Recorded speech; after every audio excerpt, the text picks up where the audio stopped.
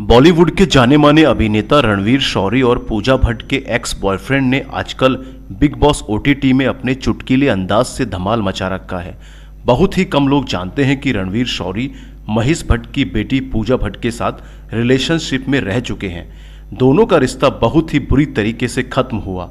रणवीर शौरी ने पूजा भट्ट पर अपने रिलेशन पर बात करते हुए बताया कि पूजा भट्ट और उनके परिवार पर यह आरोप है कि उन्होंने रणवीर की पब्लिक इमेज को बहुत खराब किया है।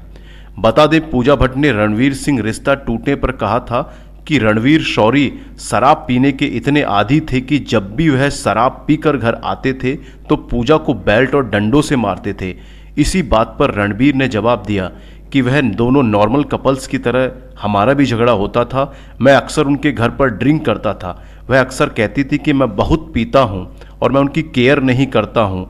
कई बार मैं अपनी मर्जी से ड्रिंक नहीं करता था। इससे वह नाराज हो जाती थी और गुस्से में आकर मुझे गालियाँ देने लगती थी। हाथापाई की नौबत भी आ जाती थी। रणवीर ने पूजा के बारे में बात करते हुए कहा कि मैं ड्रिंक करने के बाद ही वॉयलेट होता था, लेकिन वो तो बिना पिए ही मेरी बालों को पकड़कर मुझे बहुत मारती थी। मैंने उनसे सैकड़ों बार कहा कि अगर वह इस तरीके से व्यवहार करेंगे तो हमारा रिश्ता ज़्यादा दिन तक नहीं चल सकता। रणवीर ने पूजा भट्ट को बिना पिए माँ बहन की गालियाँ देती थी। रणवीर ने बताया कि एक दिन वह रोज की तरह पूजा भट्ट के घर पर थे, तभी दोनों के बीच लड़ाई होने लगी। उन्होंने उस दिन रिश्ता खत्म करने का फैसला लिया। एक्टर ने कहा, चीज हद से निकल गई है। मैं अपना बैग पैक करके वहां से चला गया। इसके बाद हम दोनों ने एक दूसरे को देखा तक नहीं।